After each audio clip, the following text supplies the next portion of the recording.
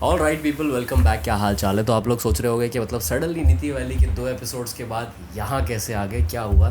तो बेसिकली जो लोग इंस्टाग्राम पे मतलब कनेक्टेड हैं, जो लोग इंस्टाग्राम पे जानते हैं कि क्या हुआ था नीति वैली की ट्रिप में, वो लोग थोड़े से एक्साइटेड भी होंगे जानने के लिए कि क्या हुआ था और ट्रिप कैंसिल क्यों। बेसिकली हुआ ये था कि हमारे एक मेंबर की नीति वैली पहुँचने से पहले ही घमशाली था आई थिंक, वहाँ पे किसी लोकल से बहस हो गई। अब ये पॉडकास्ट की तरह या एक मतलब बात करते हुए मैंने सोचा इसलिए बनाया जाए वीडियो, ताकि आप लोगों को भी इन्फॉर्मेशन मिले क्या करना चाहिए, क्या नहीं करना चाहिए, किन चीज़ों को अवॉइड करना चाहिए।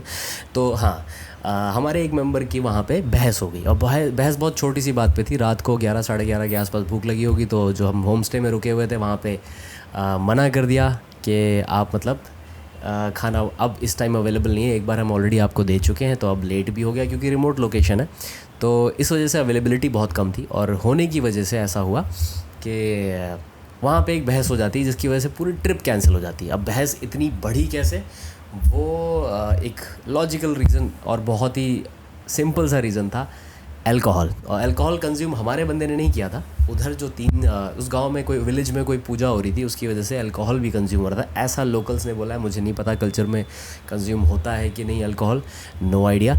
बट 3 लोग वहाँ पे अल्कोहल पी रहे थे बैठ के, और उन तीनों ने मतलब किसी बात के ऊपर के इतना टाइम क्यों लग रहा है खाने में, मतलब एक ढाबा सॉर्ट ऑफ एक छोटा सा मैगी पॉइंट था वो, तो उस पर बहस बढ़ी। और फिर हमारे बंदे की गलती ये थी कि थोड़ा सा आई थिंक शॉर्ट टेम्पर्ड गाय था, तो वहाँ पे एक मतलब बहसबाजी हो गई। और फिर वो इतनी बहस बढ़ी कि हाथापाई में उतर आए। हाथापाई के बाद उन्होंने अपने आसपास के जो विलेजेस थे वहाँ से एक तरीके से अपने लिंक बुला के 35 से 40 लोगों को रात में बुला लिया, और वो सब लोग इकट्ठा हो गए कि आपकी बाइक्स तोड़ेंगे, नहीं हम जाने नहीं देंगे, हम इसको मारेंगे, और इसने बहस स्टार्ट की है वगैरह वगैरह। और उसमें से 35 से 40 लोगों में से 15 से 20 बंदे ड्रंक थे, अच्छे खासे ड्रंक थे, लेकिन जो बाकी के थे वो होश में थे। अब वो समझना चाह रहे थे कि सही क्या है गलत क्या है, लेकिन जो बाकी के 15 थे वो डोमिनेट हो रहे थे कि हमारे लोकल बंदे को मारा है यार, तू कैसे साथ दे रहा है इन लोगों का।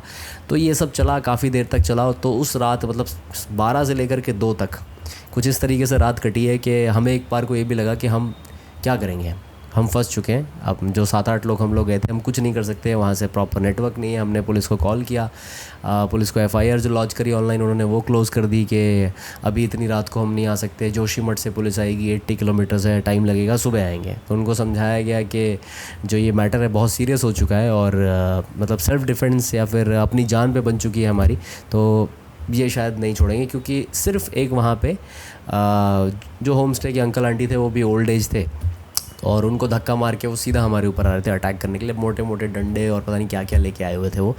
तो काफ़ी मतलब मैटर गर्म हो गया, और मतलब उनको इतना समझाना भी मुश्किल हो गया कि हम 5-6 लोग नहीं हैं, वो सिर्फ इकलौता बंदा है, ठीक है। और जो कि उसको भी हमने छुपा के रख लिया था अंदर, क्योंकि अगर हम उसको एक्सपोज़ करते या फिर कुछ होता तो फिर बहुत ज़्यादा मैटर बढ़ सकता था। तो हमने बोला कि वो नहीं है, आपने उसकी हाथापाई करी, चोट लगी, उसको हॉस्पिटल भेजा है।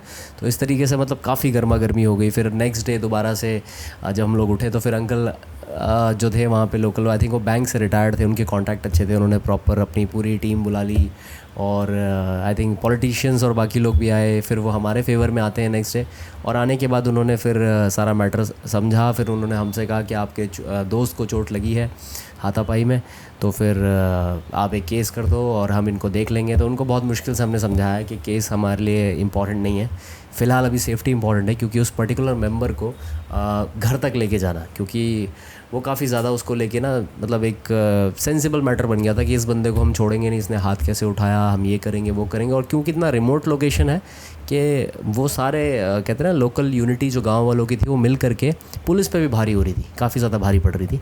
तो कुछ ऐसा हुआ, और फिर उसके बाद हमने उनको मतलब सीधा हमने भी एक अपॉलॉजी अपनी तरफ से मैंने रखी कि जो भी हुआ ख़त्म करते हैं, हमें नहीं बढ़ाना है इस मैटर को, क्योंकि हमें वहाँ से निकलना इंपॉर्टेंट है, और उसके जो बंदा है उसको घर तक पहुँचाना इंपॉर्टेंट है, क्योंकि उसको मतलब मेडिकल केयर की ज़रूरत थी।